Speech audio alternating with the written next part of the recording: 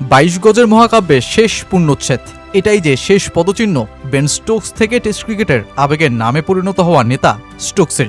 চাইলেও আর দেখা যাবে না 22 গজে লাল বলের এই মহানায়ককে, যার হাত ধরেই বহু মানুষের টেস্টের লম্বা ফরম্যাটের প্রেমে পড়া, সাদা পোশাকের নীরব গল্পের প্রতিটা অক্ষরে খুঁজে নেয়া রোমাঞ্চের লড়াই। তাদের জন্য বেন স্টোকসের এই ঘোষণাটা তীব্র কষ্টেই তো পোড়াচ্ছে।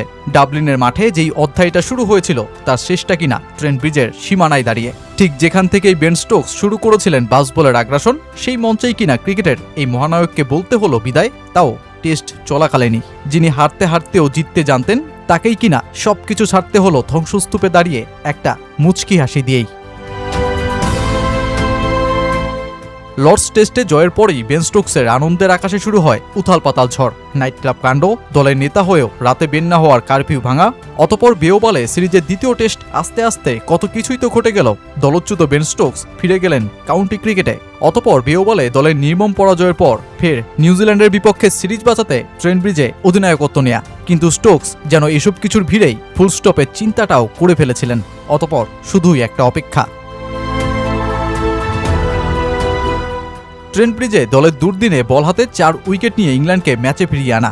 যদিও ব্যাট হাতে জ্বলে উঠতে পারেননি দল হিসেবে, ইংল্যান্ডকে এরপর সময়ের সাথে সাথে চেপে ধরতে থাকে নিউজিল্যান্ড। কিউইরা যেন প্রতিশোধটাই নিতে শুরু করে সেই বাসবলের বিরুদ্ধে, ঠিক যাদের উপর দিয়েই বয়েছিল সেই আগ্রাসী কৌশলের প্রথম হাওয়া। কিন্তু তাই বলে একেবারে বাসবলের যুগটাকেই যে ওরা ঘুরিয়ে দেবে তা হয়তো ভাবেনি খোদ নিউজিল্যান্ডও। ট্রেন্ট ব্রিজের এই টেস্টটি যে হতে যাচ্ছে বেন স্টোকসের শেষ আন্তর্জাতিক ম্যাচ, বিদায় জানিয়েছেন বেন স্টোকস। 2011 সালে শুরু হওয়া যেই ক্যারিয়ারের ইতি ঘটছে, 2022 সালের এপ্রিলে নেয়া টেস্ট অধিনায়কত্বের আর্মব্যান্ডটাও খুলে রাখতে হচ্ছে তার। ইংল্যান্ডের রঙিন কি প্রিয় সাদা পোশাকের জার্সি, সবেতেই বেন স্টোকসের শেষ পদচিহ্ন দেখে ফেলেছে ক্রিকেট বিশ্ব। 2019 বিশ্বকাপ ফাইনাল জয়ের নায়ক, একই বছর অ্যাশেজে হেডিংলিতে অবিশ্বাস্য 135 রানের অপরাজিত ইনিংসের সেই সেলিব্রেশন যা তো ক্রিকেটের মোনালিসা চরিত্র। 2022 সালে টি-20 বিশ্বকাপ জয়, ট্রেন্ট ব্রিজের চলমান ম্যাচ বাদে অধিনায়ক স্টোকসের হাত ধরে 24টি টেস্ট জিতেছে ইংল্যান্ড, হেরেছে 17টি। আর এত লম্বা ও স্মরণীয় রোমাঞ্চকর ক্যারিয়ার কিনা শেষ হলো একটা নাইট ক্লাব কাণ্ডের আক্ষেপে। যদিও ইংল্যান্ড ক্রিকেট বোর্ড দায়মুক্তি দিয়ে মাঠে নামিয়েছে বেন স্টোকসকে, কিন্তু বিদায় বেলায় সকল প্রশ্নকে চাপা রেখেই স্টোকস বললেন, আর 2 দিন বাকি।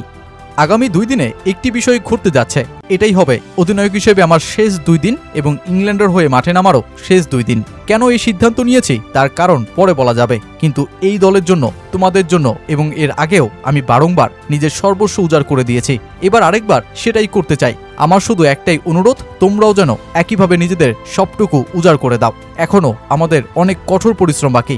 ম্যাচের ফল যাই হোক, আমি শুধু চাই শেষবার মাঠ ছাড়ার সময় যেন মনে হয় এই দলের প্রতিটি খেলোয়াড় এবং আমাদের একজন নারী সদস্য গত 2 দিনে নিজেদের সর্বস্ব দিয়ে লড়েছে। শুধু আমার জন্য নয়, এই দলের জন্য এবং ভবিষ্যতের জন্য তোমাদের সেরাটা দাও।